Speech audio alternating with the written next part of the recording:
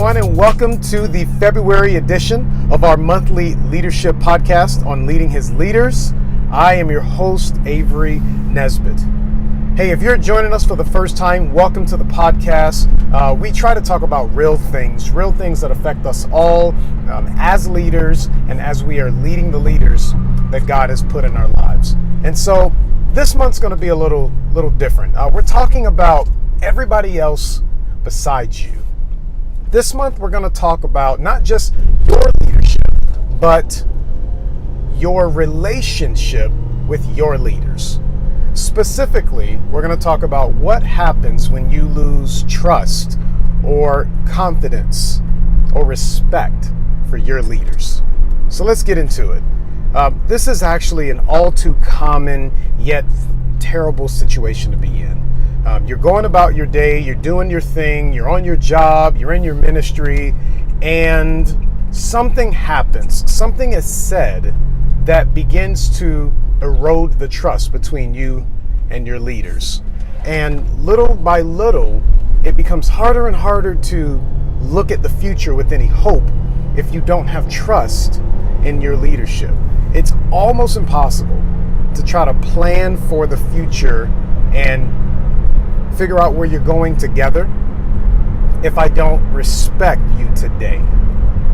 In Pat Lencioni's book, The 5 Dysfunctions of a Team, he says that trust is the building block of a team. It's the building blocks. It's the foundation of any healthy team. So if you don't even have respect, if you don't have trust, then you don't even have a team.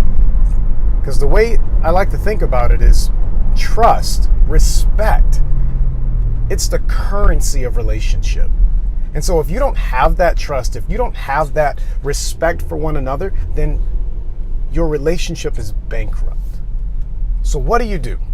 How do you restore respect for your leaders in a relationship? The first thing you have to do is this. You have to look for sources of disrespect in the relationship.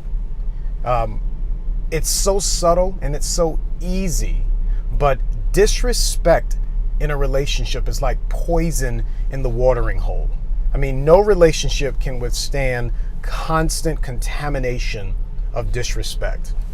Now, public disrespect may feel worse, but even private dishonoring can begin to erode the trust, erode the respect in a relationship. So you have to be willing to look for sources of disrespect and confront them.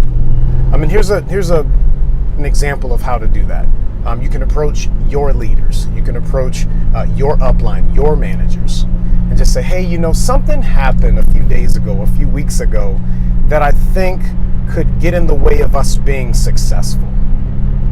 And any manager, any leader that's worth their salt is going to hear that and say, well, my primary job here is to be successful, is to help you be successful. So if there's something that's going to get in the way of that, what is it? I want to identify whatever that is so that we can get to the bottom of it. And notice I'm not talking about how to lead your way out of this. I'm talking about how to relate your way out of this. Not everything is about your leadership. Some things are about your relationship. And so you've got to be willing to do what it takes. You've got to be willing to look for sources of disrespect in the relationship and confront them. And the second one is this. You've got to be willing to establish some new patterns. Most of our minds, most of our brains operate on this sense of patterns, on this sense of programs, predefined programs. I just recently heard them referred to as scripts. We have these scripts that our mind pulls up, these mini programs. Now, when I walk into a Walmart, I don't have to think about accessing the part of my mind that knows what a Walmart looks like. My mind just pulls up the Walmart script. I know that tires are to the left and produce is to the right. When I walk into a Publix, I know that the pharmacy's on the left, and I know that the cereal is on the right. Those scripts just pull up automatically. When you are in a relationship that suffered some disrespect, what you have to do is be willing to write a new program, to create a new pattern. force yourself to see this situation, this environment, differently than you viewed it in the past. Oh, I got to deal with so-and-so, and I already know how that's going to work. They're going to say this. I'm going to say this. They're going to do this thing. They're going to be disrespectful. They're going to be rude, and I'm not going to want to deal with it. And I don't know if I can do this anymore. After you've confronted the issue, be willing to allow them the opportunity to help you create new patterns. The sooner you can operate in the spirit of forgiveness, the sooner you can look forward to that relationship being healed and being whole.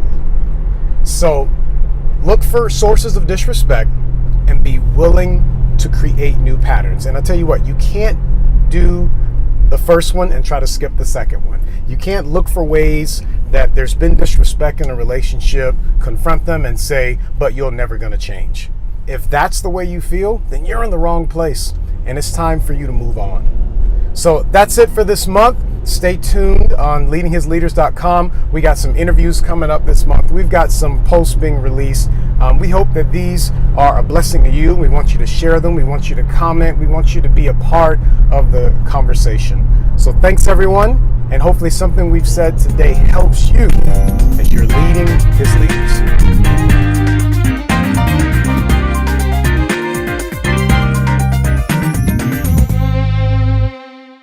Hey everyone, welcome to Leaving His Leaders. Nope, that's not right. Hey everyone, welcome to Learning His Nope. Leaning, laughing, weaning.